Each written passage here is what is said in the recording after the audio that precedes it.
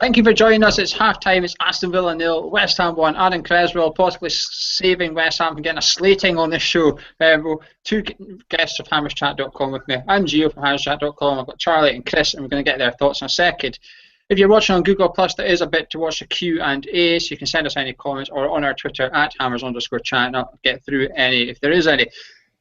Charlie, not a great start, was it? What were you thinking first half hour of the game? I was happy with the formation because we were talking about it before, and I was really worried he was going to start with the exact same formation and nothing was going to change. But he did the formation that I think I wanted. I don't know if you were the same, but we couldn't seem to get us.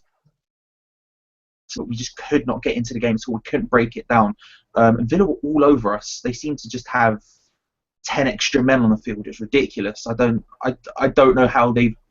I don't know how we've been dominated that much by a team so low down the table, but there you go. Chris, in your opinion, have Aston Villa got their tactics spot on? They are a goal down, but surely you'll say they've been the better side, and they're getting it wide, and they're just bombarding us in the middle, and it's working. It's almost cost us, isn't it? Well, Gusted has had a couple of opportunities, hasn't he? Ayew, whatever his name is, playing very well, and Akuna Matata on the wing has been very threatening, very quick player. So yeah, they've done well, and they'll probably consider themselves unlucky to be behind. But you said it at the start, West Ham probably saved themselves a slating. But our tactic is now to soak it up and hit on the break. And you know what? We just did. What's your thoughts on the front three, Chris? Because until we scored, I wasn't too happy with what I was seeing. Zarate, I think Zarate's been playing well actually. I don't think he's lost the ball. Considering he usually gets caught out a lot. And credit to Antonio, it was him that played in Creswell, but until he did that, I was going to sit here and say he's done nothing all game. But Chris, what's your opinion on our front three? Because that was what was lacking last week.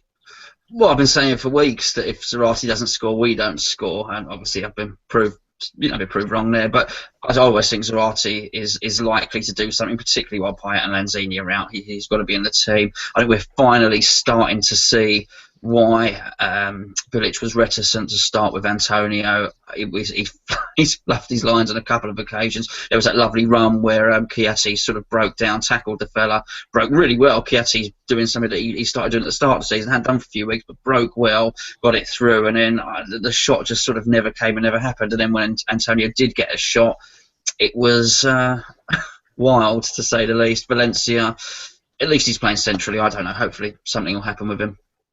Well, that's the thing, Charlie. Everybody was screaming out, we need to drop Bielovic, we need to start Valencia up front. We've done both things, and for me it's not made a difference. Yes, we are winning, but I don't think Valencia had any part to play in it at all.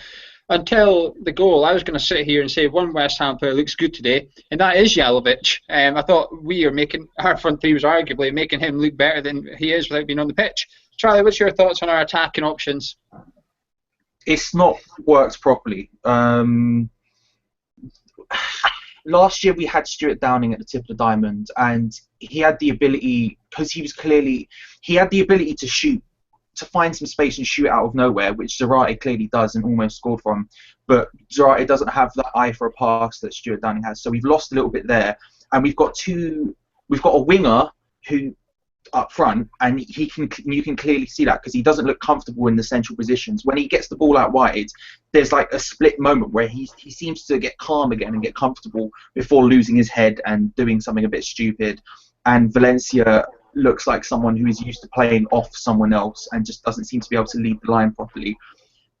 If everything came together, it looks like a front line that would actually work out and be incredibly dangerous, but they're just not gelling yet, and there isn't enough around them to save them from that being so bad, if that makes sense.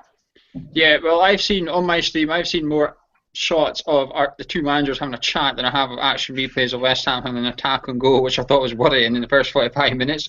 It looks like Bilic is enjoying himself though. Chris, what do Aston Villa do in the second half? They're a goal down, they're bottom of the league. They're going to have to do something. Do you think they're just going to continue bombarding our box?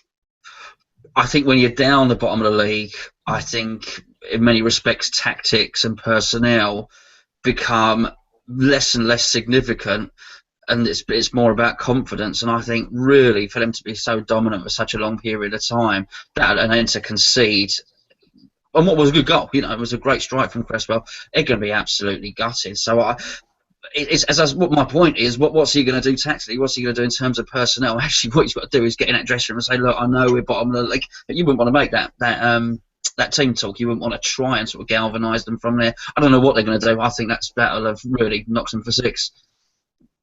Charlie, are you confident that our defence is going to hold strong against their brute force of IU and Gested? They've come close, too close for my liking. I actually thought that header was in, Gested's header. I thought it was in. What's your thoughts, Charlie? Are you confident we're going to hold out, or do you think we need a second goal if we're going to get anything from this game?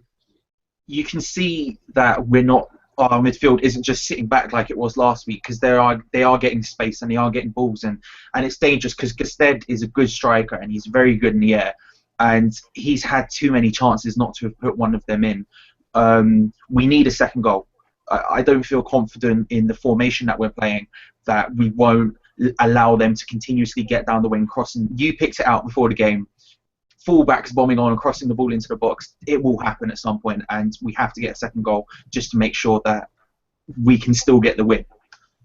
Yeah, I would argue that because we're ahead, Bilic can change it and just play a flat five across the midfield and just try and nullify their fullbacks. There's no pressure on us to attack Villa as such.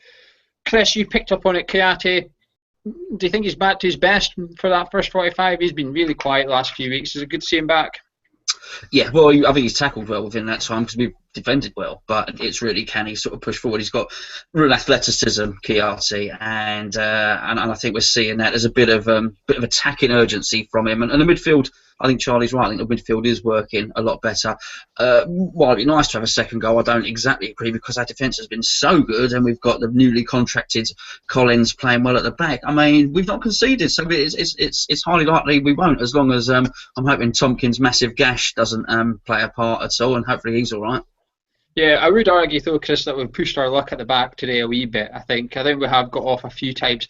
However, that's just from us guys, because we don't know when we can't see our stream when the guys are going to be back out, so we're going to let you go. But do look out later for our review show. After we'll be speaking to Scott as well about the game in whole, and we'll be back later on tonight or first thing tomorrow morning with the Saints preview with a new person who's never been on our show before, but he is a regular blogger. He is popular among West Ham fans, so do come on and listen to his view. But that's been Charlie, that's been Chris, I've been Gio from hammerchat.com. Thank you for watching us. Come on, you Irons.